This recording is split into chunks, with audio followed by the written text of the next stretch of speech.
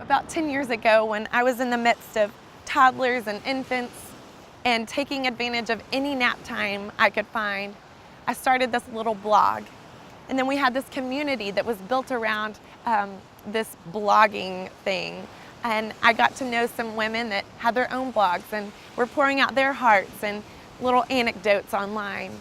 And one of those friends texted me early one morning and said, "Hey, I want you to look at Psalm 107.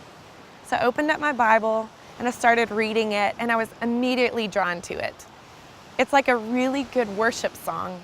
It has these beautiful verses. It has this rhythm, this refrain of let them thank the Lord for his steadfast love.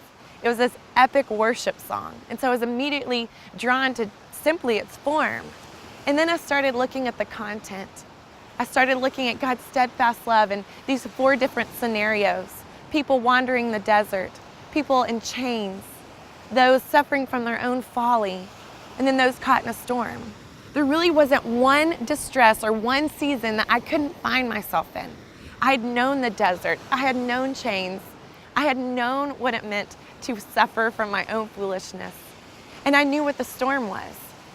But I didn't realize how quickly the storm would come for me.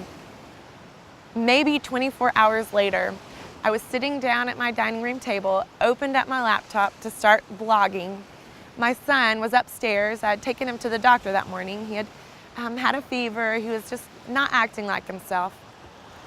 And I laid him down for a nap. I had sat at the table, and all of a sudden I hear this weird sound coming from his room.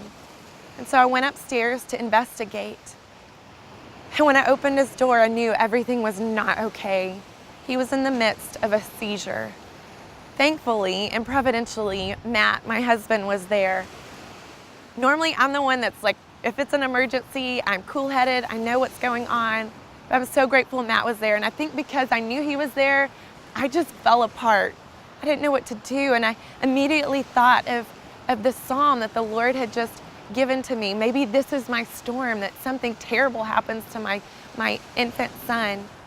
So we pull him out, we call an ambulance, we do what we think is right with a child that's having a seizure. And they decide, hey, we're gonna take him to a hospital, we're gonna get him checked out. He had finally by this time calmed down. And so I'm laying in that gurney with him on top of me in the ambulance, and they take him to the hospital, and I have no idea what's gonna happen. What's gonna happen to my son? Will he be the bright-eyed, bushy-tailed little boy that I knew, or would he just be a shadow of that? Praise the Lord, it ended up that he had just suffered a febrile seizure. His temperature had spiked suddenly from being sick and the medicine wearing off, and that threw him into a seizure.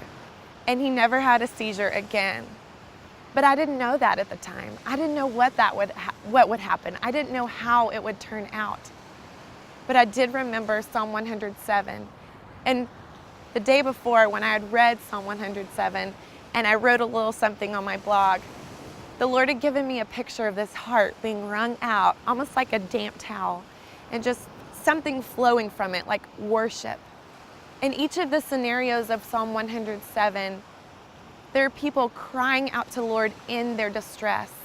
It was if the Lord was showing me, listen, there are going to be times where worship is easy and it flows beautifully and all is right with the world. And then there are going to be times that the worship is literally wrung out of your heart. That all that you can get out of your mouth is, Lord, I need you. I need your deliverance. I need your rescue.